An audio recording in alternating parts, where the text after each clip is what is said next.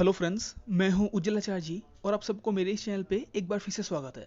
Friends, मैंने जो मेरा लास्ट वीडियो बनाया है आरआरबी गुवाहाटी के कट ऑफ से रिलेटेड, वो मैंने नॉर्मलाइज्ड मार्क्स पे ही के ऊपर ही बनाया है और सभी आरआरबी जोन्स का के ऊपर मैं ठीक से एनालिसिस करके वीडियो बना दूंगा कि कितना नॉर्मलाइज्ड कट ऑफ जा सकता है एनटीपीसी सीबीटी 1 क्लियर करने के लिए। और फ्रेंड्स, एक बात आप सबको क्लियरली बता देना चाहता हूँ कि जो मैंने लास्ट वीडियो में जो मैंने बताया है कट ऑफ, वो मैंने नॉर्मलाइज्ड मार्क्स के ऊपर ही मैंने बताया है, क्योंकि अभी से रॉ स्कोर के ऊपर कट ऑफ बताना किसी के लिए पॉसिबल नहीं है। हाँ, सेफ स्कोर हम लोग बता सकते हैं या कोई और यूट्यूबर आपको बता सकता है कि कितना स्कोर सेफ रहेगा आपके लिए, लेकिन जो रॉ स्कोर है उसके ऊपर कट ऑफ बताना अभी से पॉसिबल नहीं है, क्योंकि कोई कोई कैंडिडेट्स आप में से होगा जिनका शिफ्ट थोड़ा इजी होगा, कोई कोई कैंडिडेट्स का शिफ्ट बहुत ही टफ होगा। तो जिनका टफ होगा उनका नॉर्मलाइज में मार्क्स इंक्रीज हो जाएगा, जिनका इजी होगा और अगर एवरेज से थोड़ा सा मार्क मतलब कम लाया है तो मतलब उनका नेगेटिव हो जाएगा। तो रॉ स्कोर में कट ऑफ बताना किसी भी यूट्यूबर के लिए पॉसिबल नहीं है। तो मैंने जो भी कट ऑफ बताया है वो मैंने नॉर्मलाइज्ड मार्क्स के ऊपर ही बताया है, previous year cut off, vacancy या सब कुछ चीज़ों को देखने के बाद। तो इस वीडियो में मैं आप सबको बताने वाला हूँ कि आपके लिए कितना रॉ स्कोर सेफ रहेगा, क्योंकि आप सबको टेंशन है कि जो मैंने कट ऑफ बताया है या कोई और यूट्यूबर बता रहा है वो ज़्यादातर नॉर्मलाइज्ड मार्क्स पे ही बता रहा है, लेकिन आपका शिफ्ट ईजी है या हार्ड है वो तो आपको पता नहीं है। तो कितना रॉ स्कोर आपके लिए सेफ रहेगा, ये वीडियो आपके लिए मोटिवेशन के लिए भी काम करेगा और आपको पढ़ाई के लिए थोड़ा मोटिवेट करेगा कि आप सीबीटी 2 के लिए जल्द से जल्द प्रिपरेशन करते रहिए। और जो मैं सेफ स्कोर बताने वाला हूँ वो ऐसे ही नहीं बताऊंगा, वो प्रीवियस ईयर को मतलब प्रीवियस ईयर के ट्रेंड को देखते हुए या इस बार कितना वैकेंसी है, कितना कैंडिडेट्स ने अप्लाई किया, सब कुछ देखने के बाद ही मैं कितना रॉ स्कोर सेफ रहेगा आपके लिए वही मैं इस वीडियो के अंत तक पूरा आप सबको बता दूंगा, डिटेल बाय डिटेल क्यों जाएगा, कितना जाएगा, सब कुछ बता दूंगा। तो इस वीडियो को पूरा एंड तक जरूर देखिए और अगर आपने अभी तक मेरे चैनल को सब्सक्राइब नहीं किया है तो अभी सब्सक्राइब करके बेल आइकन को दबा दीजिए, क्योंकि यहाँ पे आपको रेलवेज, एसएससी या कोई भी और सेंट्रल गवर्नमेंट जॉब से रिलेटेड बहुत ही जल्दी अपडेट्स और नोटिफिकेशंस और साथ ही साथ मोटिवेशनल वीडियोस भी इस चैनल पे आपको मिलता रहता है। तो चलिए फ्रेंड्स, इस वीडियो को स्टार्ट करते हैं। तो सबसे पहले फ्रेंड्स, मैंने आपको बताया कि रॉ स्कोर जो है, रॉ स्कोर से कट ऑफ बताना पॉसिबल नहीं है। मैंने जो कट ऑफ बताया है या मतलब फ्यूचर में भी जो कट ऑफ बताऊंगा वो नॉर्मलाइज मार्क्स के ऊपर ही मैं बताऊंगा, रॉ स्कोर पॉसिबल बिल्कुल भी नहीं है। उसके बाद एक चीज़ आप सबको समझना होगा कि फ्रेंड्स, ये जो है ना, ये एनटीपीसी जो है ये रेलवे के अंदर गिरता है, ठीक है, ये रेलवे का एग्ज़ाम है। तो ये कोई एसएससी या बैंक या कोई और गवर्नमेंट जॉब ये नहीं है, ये रेलवे का एग्ज़ाम है। और रेलवे के एग्ज़ाम में जैसे कि एसएससी के एग्ज़ाम में मतलब 9 to 10 लाख कैंडिडेट्स अप्लाई करते हैं, बैंकिंग के एग्ज़ाम में भी मतलब 5 to 6 lakh candidates approx apply करते हैं, लेकिन ये जो रेलवे का एग्ज़ाम है ना, इसमें मोर देन 1 करोड़ कैंडिडेट्स ने अप्लाई किया है और हर साल करते भी है। लास्ट टाइम जब भी एनटीपीसी हुआ था तब भी मोर देन 1 करोड़ ही अप्लाई किया था, both NTPC and group D दोनों में ही more than 1 crore candidates apply करते हैं।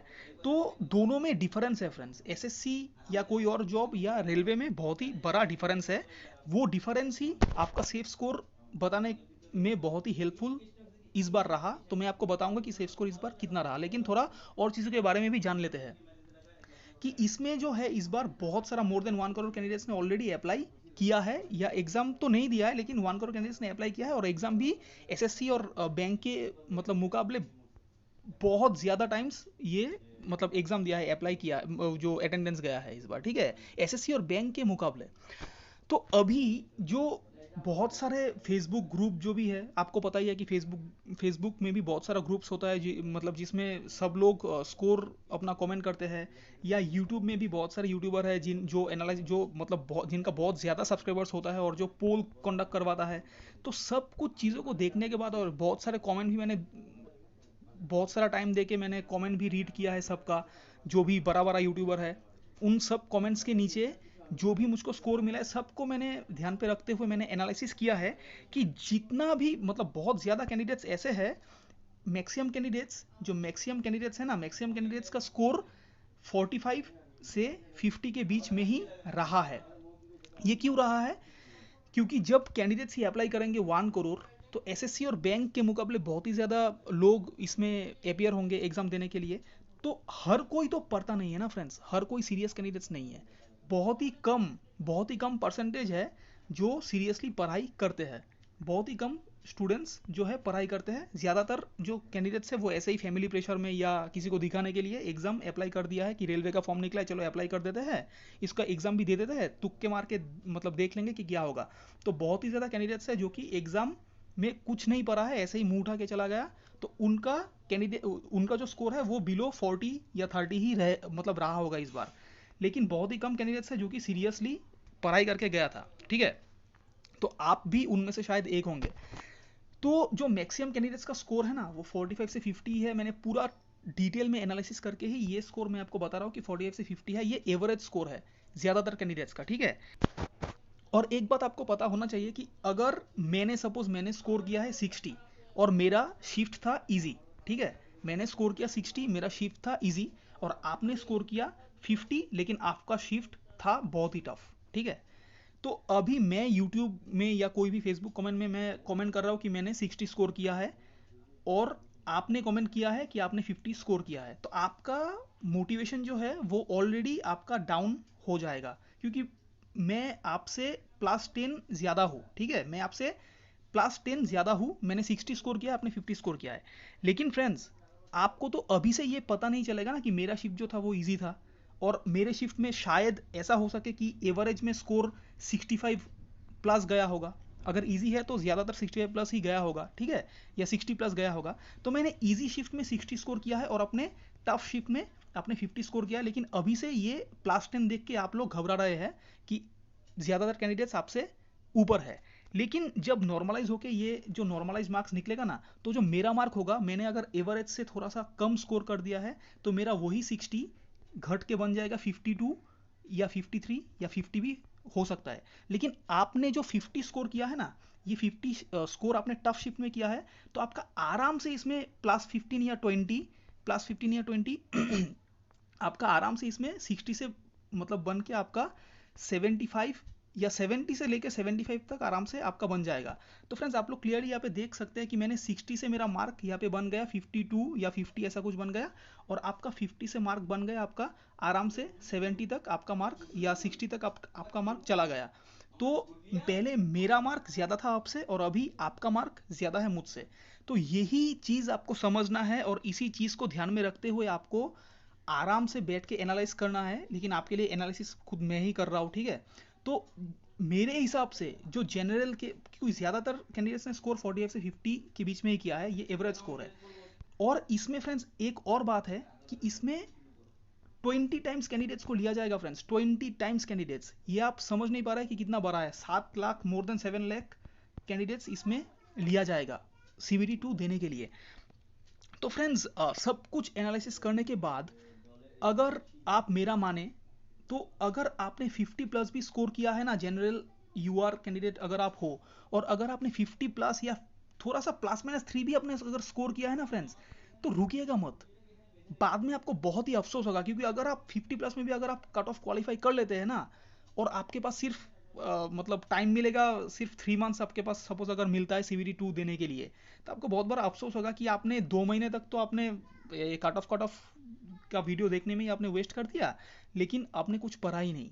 तो मेरा मानिए, अगर आप जनरल या यूआर कैंडिडेट है और अगर आपका 50 प्लस भी स्कोर है ना, तो रुकिएगा मत फ्रेंड्स। अभी से पढ़ने बैठ जाइए, आराम से एक स्ट्रेटेजी बनाइए। मैं खुद आपके लिए स्ट्रेटेजी बना दूंगा कि कैसे आपको पढ़ाई करना है, क्योंकि मैंने भी NTPC का प्रीलिम्स भी मैंने क्लियर किया था लास्ट टाइम जब निकला था। CGL मेंस भी मैंने क्लियर किया है, मैंने बहुत सारे एग्जाम्स क्लियर किया है। तो मैं खुद आपके लिए स्ट्रेटेजी बनाऊंगा बैठ के, ठीक है। तो थोड़ा 2-3 दिन के लिए आप वेट कीजिए, लेकिन आप पढ़ने बैठ जाइए, कुछ ना कुछ आप पढ़ते रहिए। अभी से स्टार्ट कर दीजिए। अगर आपका 50 प्लस या +-3 भी अगर आपका स्कोर है, अगर आपका 45 भी स्कोर है ना, तब भी मैं आपको बताऊंगा कि आप पढ़ाई में लग जाइए। प्रिपरेशन CBT 2 के लिए आप पढ़ते रहिए, क्योंकि ये जो आपका आप मतलब प्रिपेयर करेंगे ना, ये वेस्ट नहीं जाएगा।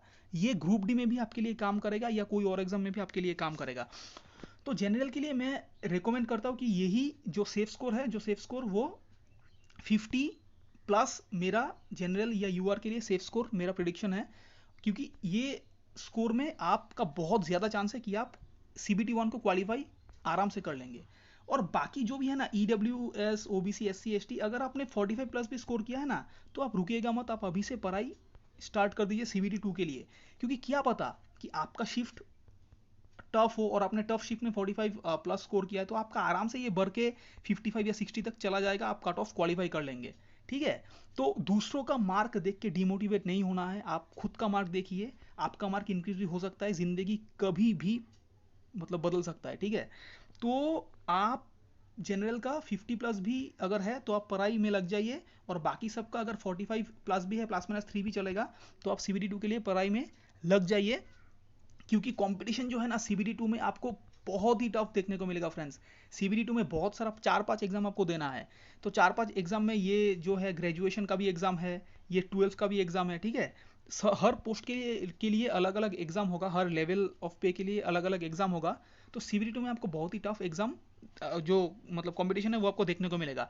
और अगर आपने फर्स्ट प्रेफरेंस में गलती से भी आपने वो पोस्ट डाल दिया है ना जिनमें और कोई एग्जाम नहीं है, सिर्फ CBD2 के बाद ही आपका सिलेक्शन हो जाएगा, तो आप सोच लीजिए कि कट ऑफ कितना ऊपर तक जा सकता है। कट ऑफ 120 में ना आपको इजीली 100 प्लस, क्योंकि ये तो कंपेयर करके 120 में से कंपेयर करके ये विद इन 100 ही मार्क्स को बनाया जाएगा, लेकिन फिर भी आप ऐसा सोच लीजिए कि अगर 120 स्कोर है ना तो आपको आराम से 100 प्लस तो स्कोर करना ही है, अगर आपने उन पोस्ट प्रेफरेंस को पहले मतलब प्रेफरेंस दिया है जिनका CBD2 के बाद कोई और एग्जाम नहीं होगा, तो आपका जो है वो 100 प्लस आराम से आपका स्कोर करना ही होगा, वरना नहीं होगा ये सब। और बाकी जो भी पोस्ट है जिनमें जो एप्टीट्यूड टेस्ट देना होगा उनके लिए थोड़ा कम भी चल जाएगा, लेकिन अगर आपने वही प्रेफरेंस दिया है जिनमें और कोई एग्जाम नहीं होगा CBD2 के बाद, तो आपको आराम से 120 में से 100 प्लस स्कोर करना ही है। और इसमें जो है ना GK बहुत ही मेजर रोल प्ले करेगा, क्योंकि इसमें मैथ्स जो है उतना टफ नहीं आता है, रीजनिंग भी उतना टफ नहीं आता है जैसे कि CGL में आता है या बैंकिंग में, लेकिन इसमें GK जो है ना, GK ईजी भी आने से आप नहीं कर पाएंगे अगर आपने वो पहले पढ़ा नहीं है। तो अभी से पूरा पढ़ने बैठ जाइए। और अगर आपने अनफॉर्चुनेटली कट ऑफ, सपोज आपने इजी शिफ्ट में आपका एग्जाम गिरा है लेकिन आपने बिलो 50 स्कोर किया है, तो आपका जो एवरेज से अगर आपने कम स्कोर किया तो आपका मार्क आराम से नेगेटिव में चला जाएगा, तो आप सिलेक्ट नहीं हो पाएंगे। लेकिन आपने जो CBD2 के लिए पढ़ाई अभी से स्टार्ट कर दिया है ना, वो आपका ग्रुप डी में या SSC में या कोई और एग्जाम में आपका आराम से आपको हेल्प कर देगा। तो कोई ना कोई एग्जाम तो आप क्लियर कर ही लेंगे। तो अभी से प्रिपरेशन स्टार्ट कर दीजिए, ये मेरा एक्सपेक्टेड सेफ स्कोर है, और इन बाकी सब के लिए 45 प्लस मेरा सेफ स्कोर है, थोड़ा सा +-3 भी आप करके देख सकते हैं। ठीक है, तो फ्रेंड्स चलिए इस वीडियो में इतना ही। बाकी रेलवे, SSC या कोई और सेंट्रल गवर्नमेंट जॉब्स के लिए मैं बहुत ही जल्दी बहुत सारा वीडियोस बनाने वाला हूँ, तो अभी सब्सक्राइब करके बेल आइकन को दबा दीजिए। Thanks a lot friends.